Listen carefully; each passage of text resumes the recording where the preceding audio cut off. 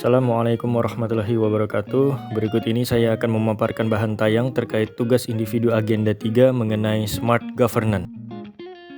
Izinkan saya memperkenalkan diri sebagai peserta Letsar CPNS tahun 2022. Nama saya Wirabina Masyuraga, golongan 3 dengan nomor daftar hadir 09 angkatan 28 kelompok 1 sebagai analis pajak di Badan Pengelolaan Pajak dan Retribusi Daerah Kota Banjarbaru.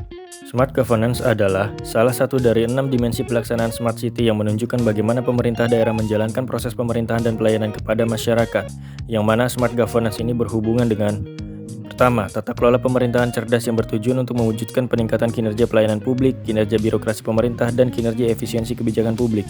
Kedua, tata kelola pemerintahan yang efektif, efisien, komunikatif, dan kolaboratif melalui inovasi dan adopsi teknologi yang terintegrasi. Tiga, tata kelola pemerintahan yang bersih dengan pelayanan publik prima berbasis teknologi informasi yang terintegrasi. Keempat, tata kelola pemerintahan yang mampu mengubah pola-pola tradisional dalam birokrasi sehingga menghasilkan bisnis proses yang lebih cepat, efektif, efisien, komunikatif, dan selalu melakukan perbaikan. Terdapat 3 target dari pelaksanaan Smart Governance, yakni: pertama, meningkatkan kinerja pelayanan publik; kedua, meningkatkan kinerja birokrasi pemerintah; dan ketiga, meningkatkan kinerja efisiensi kebijakan publik. Pelayanan publik berdasarkan Undang-Undang Nomor 25 Tahun 2009 adalah kegiatan atau rangkaian kegiatan dalam rangka pemenuhan kebutuhan pelayanan sesuai dengan peraturan perundang-undangan bagi setiap warga negara dan penduduk atas barang, jasa, dan atau pelayanan administratif yang disediakan oleh penyelenggara pelayanan publik. Pelayanan publik terdiri dari pelayanan administratif, yaitu pelayanan yang menghasilkan berbagai bentuk dokumen resmi yang dibutuhkan oleh publik, misalnya status kewarganegaraan, sertifikat kompetensi, kepemilikan atau penguasaan terhadap suatu barang, dan sebagainya. Dokumen-dokumen ini antara lain kartu tanda penduduk, akte pernikahan, akte kelahiran, akte kematian, buku pemilik kendaraan bermotor, surat izin mengemudi, surat tanda kendaraan bermotor, izin mendirikan bangunan, paspor, sertifikat kepemilikan atau penguasaan tanah, dan sebagainya.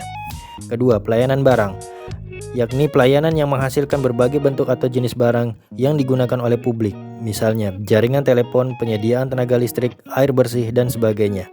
Ketiga, pelayanan jasa, yaitu pelayanan yang menghasilkan berbagai bentuk jasa yang dibutuhkan oleh publik, misalnya pendidikan, pemeliharaan kesehatan, penyelenggaraan transportasi, pos, dan lain sebagainya. Birokrasi adalah sistem pemerintahan yang berpegang pada hierarki serta jenjang jabatan dan dijalankan oleh pegawai pemerintah.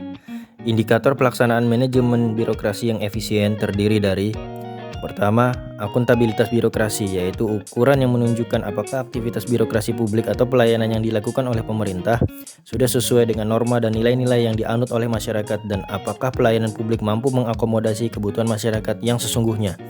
Kedua, keadilan birokrasi, yaitu ukuran yang menunjukkan apakah aktivitas birokrasi publik atau pelayanan yang dilakukan oleh pemerintah dilaksanakan secara merata tanpa membeda-bedakan latar belakang publik.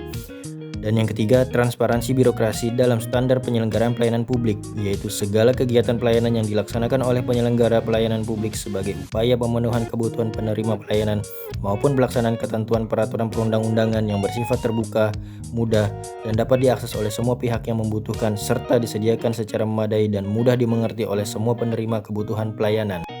Kebijakan publik adalah serangkaian tindakan yang ditetapkan dan dilaksanakan atau tidak dilaksanakan oleh pemerintah yang mempunyai tujuan atau berorientasi pada tujuan tertentu demi kepentingan seluruh masyarakat yang dipengaruhi oleh inisiasi, formulasi, kepemimpinan, implementasi, dan dampak serta evaluasi. Dua aspek yang menjadi perhatian masyarakat terhadap kebijakan publik diantaranya: pertama, pengambilan kebijakan publik dengan mengutamakan aspek yang memberikan dampak positif bagi masyarakat melalui mekanisme mendengarkan aspirasi masyarakat secara berkesinambungan. Kedua, sistem informasi kebijakan pemerintah seperti Perda dan peraturan kepala daerah yang dapat diakses oleh masyarakat dengan mudah. Beberapa bentuk inovasi pelayanan PBB P2 di BPPRD Kota Banjarbaru dalam rangka mendukung gerakan Smart Governance diantaranya: layanan One Day Service, WhatsApp Center, mobil pelayanan keliling PBB, pembayaran PBB melalui Indomaret, aplikasi elektronik SPPT PBB P2, PBB online via Tokopedia, PBB online via GoPay, dan PBB online via Link Aja.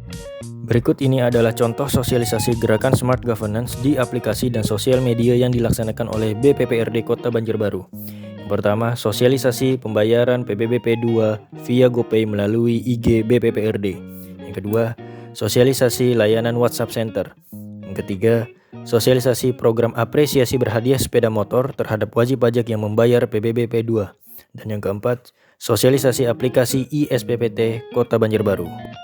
Dan ini adalah bentuk sosialisasi dalam rangka menginformasikan kepada wajib pajak bahwa PBB P2 kini dapat dibayar melalui Indomaret, Tokopedia, dan link aja, sehingga wajib pajak pun akan merasa dipermudah untuk memenuhi kewajiban perpajakannya.